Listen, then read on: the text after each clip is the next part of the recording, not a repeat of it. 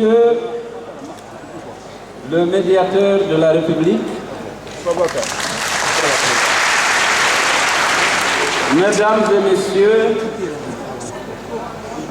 les représentants de l'URD et de l'UPC du Burkina Faso, l'URD c'est le Mali, Mesdames et Messieurs les représentants des partis politiques nationaux, je suis très heureux de vous rencontrer à l'occasion du congrès de notre parti, l'Union des forces démocratiques de Guinée. Je souhaite la bienvenue à vous tous qui nous faites l'honneur et l'amitié de votre présence. Je voudrais remercier particulièrement les représentants des partis frères venus de l'extérieur pour nous apporter le témoignage de leur amitié et de leur soutien. Je n'oublie bien entendu pas mes collègues guinéens des partis politiques nationaux. Je leur dis merci en nous réjouissant de leur réconfortante présence, puisqu'au-delà des vicissitudes de la lutte politique et des conflits ponctuels d'intérêt, nous avons en commun le devenir de notre chère patrie, la Guinée.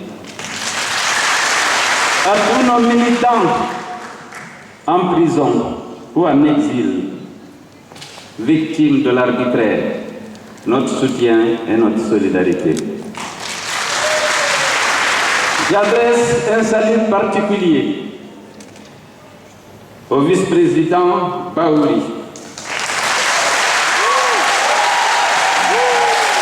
au vice-président Baouri dont l'esprit sera présent dans notre congrès. Je salue aussi avec amitié le ministre d'État Tibou Kamara et Amadouri Sadaka Diallo, éloignés de notre pays depuis 2010 à raison de leur proximité avec le président de l'UFDG. Ils sont également victimes de l'arbitraire. Je voudrais saluer les journalistes de tous les organes,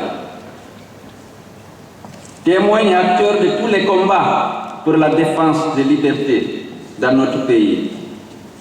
Leur présence nous est nécessaire pour donner un fidèle écho à nos travaux. Depuis nos dernières assises, nous avons déploré beaucoup de morts, de causes naturelles ou victimes de violences politiques. Ayons en ce jour solennel une pensée profonde pour eux.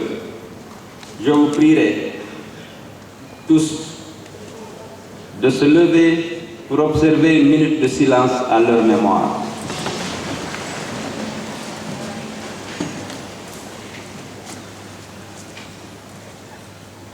Je vous remercie. Chers congressistes, nous voici réunis à l'occasion de ce congrès qui est, comme vous le savez, la plus haute instance statutaire de notre parti. Rencontre nécessaire à son bon fonctionnement et qui lui permet de faire le point sur ses activités. C'est aussi l'occasion de sa régénération avec de nouveaux objectifs, avec de nouvelles stratégies.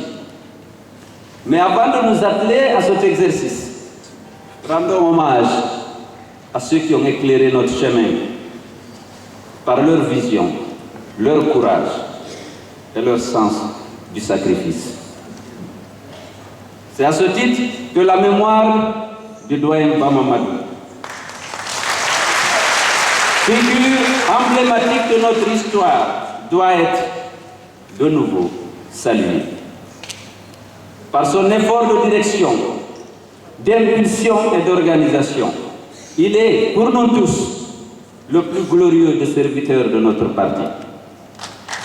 Ces prises de position courageuses ont éveillé la conscience de ceux qui étouffaient sous l'humiliation. Bamamadou fut ainsi C'est lui qui a soutenu notre fierté et nourri notre espérance. Il est juste que soit rendu à cet artisan de nos libertés, à chaque occasion solennelle, l'hommage qu'il mérite.